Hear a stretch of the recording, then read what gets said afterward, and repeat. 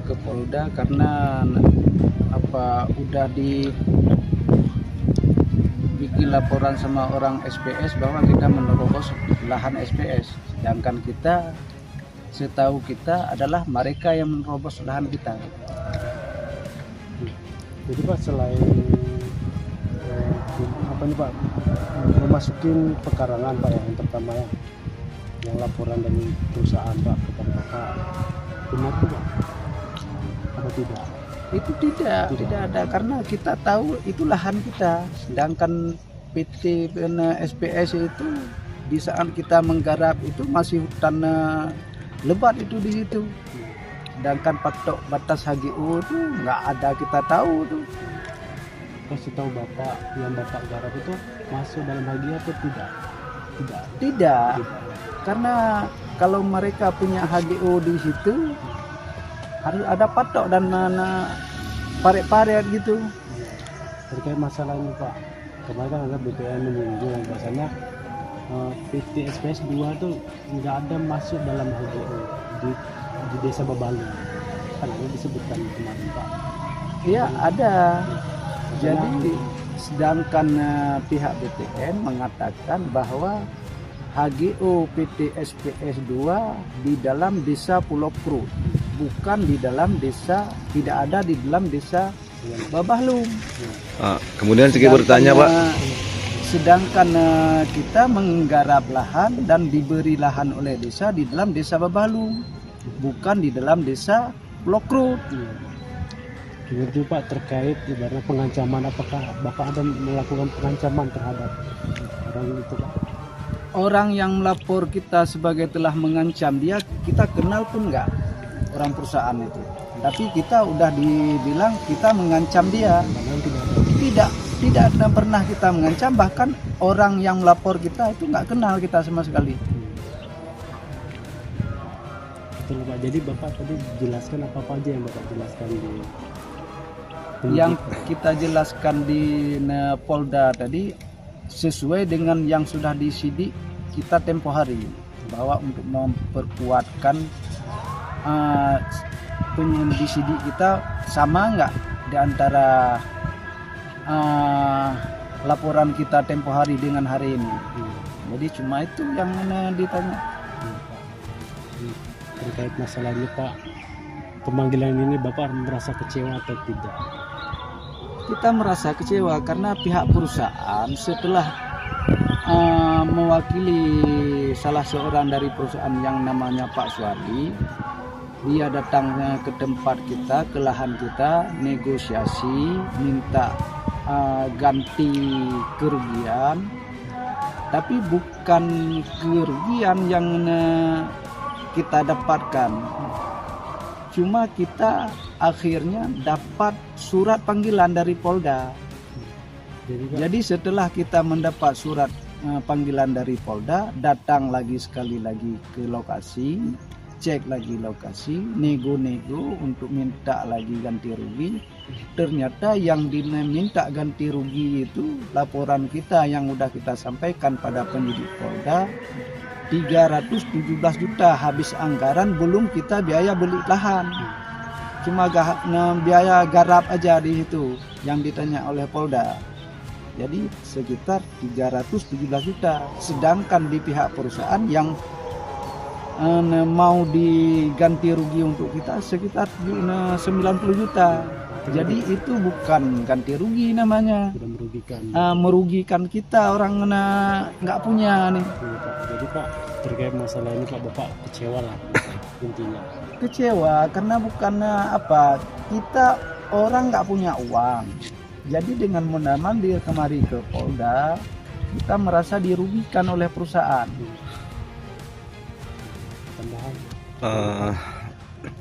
Baik Pak, minta sedikit tanggapannya. Jadi Bapak ini memasuki kawasan Babahlung, kemudian Bapak menggarap lahan itu di Babahlung, tapi yang dilaporkan ini memasuki kawasan HGU yang ada di Bapak ya? Iya. Berarti kan abu-abu Pak ya, masih ini ya. Jadi kurasa kami bukan sekedar dirampas lahan oleh pihak perusahaan, dan pihak perusahaan sudah berupaya mengelabui bahwa desa kami mau diberikan untuk desa Pulau Kru. Baik, Karena untuk menyangkut dengan batas desa kami sudah pernah bikin patok batas dengan desa Pulau Krut, bahwa bukan di situ patoknya, jauh ke sana lagi. Sedangkan hari ini patok batas desa kami udah dipindahkan dari sungai sekitar 500 meter. Jadi semua itu udah menjadi lahan desa Pulau Krut. Sedangkan kami masyarakat tidak setuju desa kami dikasih untuk desa lain, untuk diperkecilkan desa kami. Itu yang sangat kami kecewa. Bukan sekedar kecewa masalah lahan udah dirampas, juga sangat kami kecewa berat masalah desa kami diperkecilkan oleh oknum-oknum tak siapa yang bermain di situ, sehingga desa dari batasannya sekian lebar menjadi sekian yang tinggal. baik Pak, terima kasih untuk tanggapannya. Kemudian untuk Bapak Emdan juga kan salah satu daripada masyarakat Babalung Pak ya. Ya, misalkan.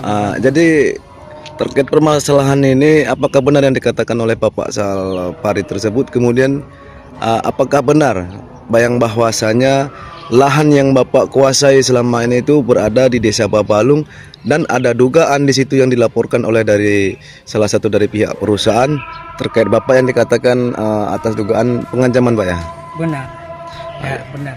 Jadi bisa diberikan tanggapannya seperti apa coba mengenai dugaan pengancaman ini? Apakah benar itu dilakukan di kawasan desa Pulau Krut? Apakah desa Babalung? Apakah memang Bapak sama sekali tidak pernah jumpa dengan pihak terkait yang melaporkan Bapak ke Polda Banda Aceh? Ya, kami yang mengerjakan di desa Babalung. Iya. Dan dilaporkan ke desa Pokok. Kami akan kerja di desa Babalung. Jadi Pak, intinya Bapak nggak pernah melakukan pengancaman. Enggak pernah saya melakukan pengancaman.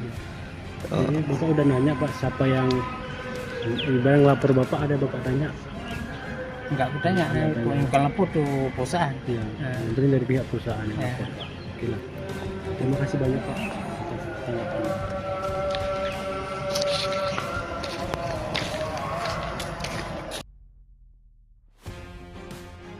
Iya, baik, kita kembali lagi di tim liputan GMOCT Breaking News bongkarperkara.com.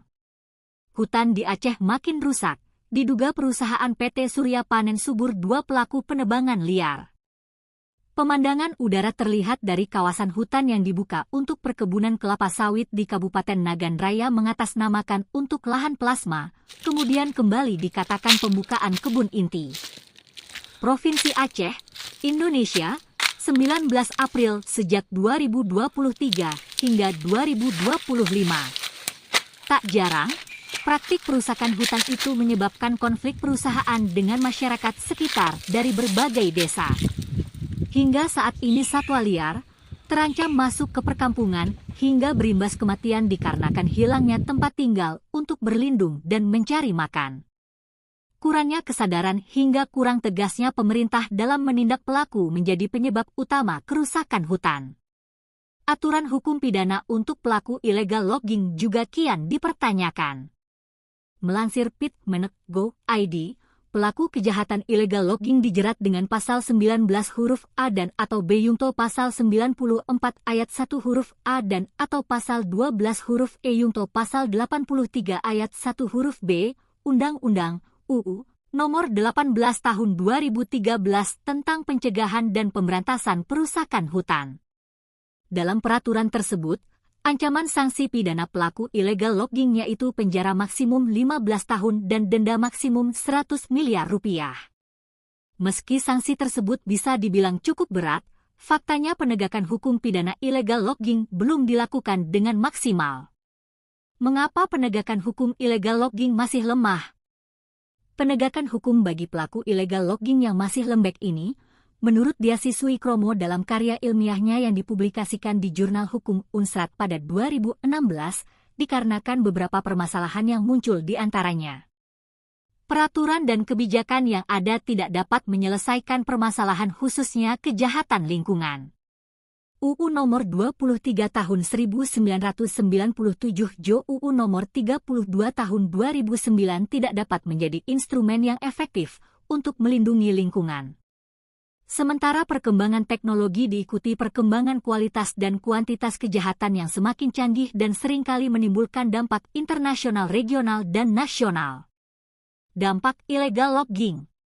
Igem Nurjana dalam bukunya berjudul Korupsi dan Illegal Logging mendefinisikan illegal logging sebagai rangkaian kegiatan yang mencakup penebangan, pengangkutan, pengolahan hingga jual beli kayu secara tidak sah.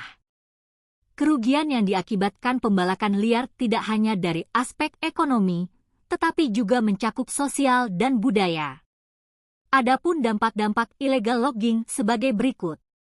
Saat musim hujan wilayah Indonesia sering dilanda banjir dan tanah longsor, berkurangnya sumber mata air di daerah perhutanan, semakin berkurangnya lapisan tanah subur. Dampak yang paling kompleks dari adanya illegal logging yaitu pemanasan global, mengakibatkan kerugian bagi negara, serta kelangsungan makhluk hidup di sekitarnya karena bencana alam akibat illegal logging.